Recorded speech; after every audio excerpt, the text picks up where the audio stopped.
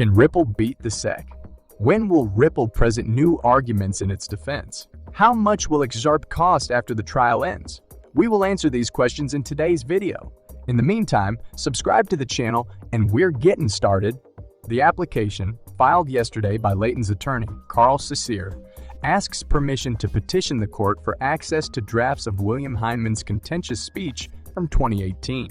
Layton, via her attorney, opposes a recent Securities and Exchange Commission petition to seal several papers from Hindman's address. Remember that on December 22, 2022, the SEC filed a petition to seal several documents related to Hindman's speech that were presented to support its summary judgment motion. The SEC also asked to seal some of Hindman's contentious speech materials, which Ripple cited in its argument. In response to the news, Layton opposes the SEC's move. Although the Forbes senior contributor has no financial stake in XRP or Ripple, she has published multiple opt pieces regarding the papers and their relevance in the dispute. It is worth noting that Layton is well known for her frequent op-ed pieces criticizing the SEC for misusing its regulatory authority in determining who succeeds in cryptocurrencies. Layton has published many pieces on the current Ripple litigation, which she calls the cryptocurrency trial of the century. Layton's move has elicited a variety of comments from members of the Bitcoin community. Pro-XRP lawyer John Deaton praised Cecere and Layton on Twitter for suing the court for public access to Hindman's materials. Hindman's materials are made up of emails and other SEC internal correspondence related to the writing of Hindman's contentious 2018 speech. The SEC handed up the records to Ripple in October, but the public has yet to see them. Attorney Deaton explained why the paper had not been made public last year. According to Deaton, a protective order has been issued over the papers, preventing the parties from disclosing the content. Dr. Layton asks why the SEC gave Ethereum a free pass in the contentious 2018 Bill Hindman speech, which the agency thinks is appropriate advice for the nascent sector, yet treats Ripple and XRP differently. According to the policy researcher who identifies this as a possible inconsistency in rules, the rube might be in the contentious Hindman papers. The Hindman papers pertain to emails and other files relating to the contentious speech's writing. Notably, the speech became the center of the SEC's lawsuit against Ripple at one time, with the agency initially opposing Ripple's attempts to acquire the papers, while the SEC ultimately gave over the records to Ripple in October after opposing 6 court orders to do so. The agency is now attempting to keep the materials hidden in accordance with omnibus petitions made in December. It contended once again that these discussions are protected by attorney-client privilege and that making them public would jeopardize agency officials' capacity to debate policy in the future. Notably, Dr. Layton said in her piece that the SEC's reasoning is difficult to sell, given that it claims to act as guidelines for the embryonic market. She claims that these records will reveal whether the free pass granted to Ethereum was prompted by Hindman's claimed conflict of interest, or if there is uncertainty among regulators, which would support confusion among industry players and Ripple's fair notice argument. As a result, as reported today, she has filed a petition asking the court to unseal the records. Unsurprisingly, members of the XRP community have expressed upset that Forbes seems to have removed the story. Attorney John Deaton, whose company had cited the Forbes contributor's filing, expressed surprise, saying, "Woof, Dr. Layton and Forbes have yet to react to requests for comment as of press time.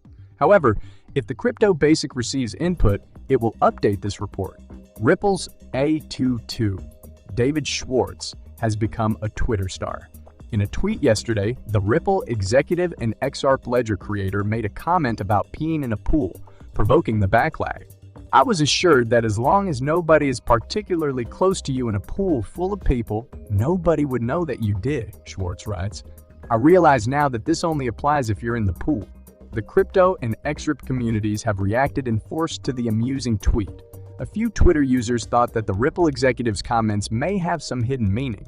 As a consequence, efforts have been made to create ties to liquidity sources. Unfortunately, no such evident relationships seem to exist. It should be noted that, as previously stated, XRP Ledger developers are now testing a native automated market maker, AM.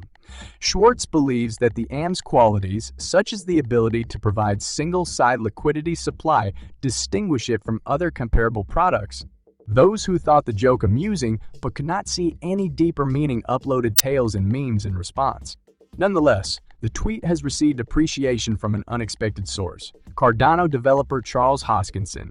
It's also worth noting that Hoskinson's relationship with the Excerpt community is strained. Notably, he has previously clashed with the community over statements he made about the alleged Ripple settlement date and comments he made concerning the relationship between officials at the U.S. Securities and Exchange Commission and Ethereum. Hoskinson said in December that he would no longer be making remarks on the matter due to the toxic and petty attitude of the Excerpt community. Furthermore, he said that he had no qualms about terminating relations with the community since Excerpt had no technical or financial value. Ripple to David Schwartz and Bitcoin supporter Demester recently had a Twitter dispute over whether Ethereum, ETH, was preferable than Microsoft. Miss Thief's shares. Demester initiated the debate with a tweet on the Howey test, a legal criteria for establishing whether or not an investment is a security. Demester stated that ETH meets the Howey test because it is a pooled investment in which the profits are dependent on the efforts of others. "I'm not sure I understand what you're saying," Schwartz remarked. "You assert that ETH represents a joint financial investment in a joint venture. They acquired their ETH directly from ETH, you say?" The continuing court action between Ripple and the United States Securities and Exchange Commission, SEC, has taken a new turn, with greater activity centered on the sealed papers considered critical in reaching a final decision. In particular, defense attorney James Fallon announced in a tweet on February 16 that media personality and Forbes senior writer Rosalind Layton had filed a request to acquire access to the highly guarded Hyman speech paper. Rosalind's petition argued that the press and public have a basic and compelling presumption of access to court materials, as guaranteed by both the First Amendment and federal common law. According to the petition, exercising this right is required to hold the court responsible. Additionally, Layton charges the SEC of inconsistencies in crypto regulation, stating that the agency has yet to provide clear standards for the sector's laws. That enormous significance has translated into intense public scrutiny of Hyman's speech, which, given the SEC's refusal to provide explicit regulatory guidance on cryptocurrencies, constitutes the only instruction anyone within the SEC has offered crypto stakeholders to avoid being on the wrong. End of an enforcement action, writes Layton. Carl Cesare, the proprietor of Cesare EPC, a legal firm focused to Supreme Court and appellate work, likewise confirmed the move.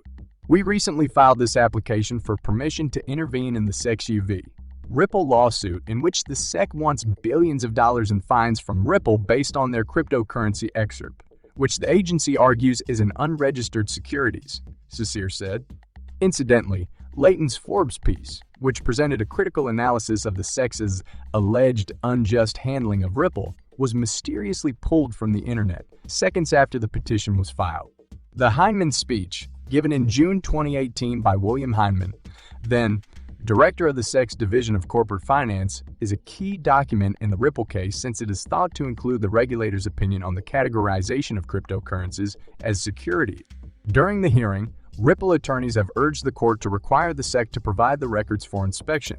The business thinks that the conclusions made in Hyman's speech, which classified Bitcoin, BC, and Ethereum, EEF, as non-securities, might be applied to Excerpt as well. Public access would therefore be critical in allowing the public to judge the strength of Ripple's fair notice defense. Because if insiders inside the SEC couldn't comprehend the speech's direction, individuals outside the agency couldn't expect to understand it, Layton noted. Importantly, the SEC has charged Ripple with making unregistered securities offerings by selling XRP tokens. It's worth mentioning that some legal experts have questioned the SEC's categorization of securities, leading to debate about the possible conclusion. In this regard, Excerpt holders' lawyer John Deaton believes that the agency may lose the summary judgment due to uncertainty in securities categorization. Deaton claimed that the contents of the records will ultimately be made public in response to Layton's new petition. It's also an illustration of what I meant when I indicated the Hyman emails would not lead to settlement BC. They ultimately will be made public. "I can't put Genie back in the bottle," he said. As all parties await the final judgment, the SEC has filed applications to seal additional documents pertaining to expert witnesses. The action has been criticized by cryptocurrency players, with Ripple responding with an alternative motion.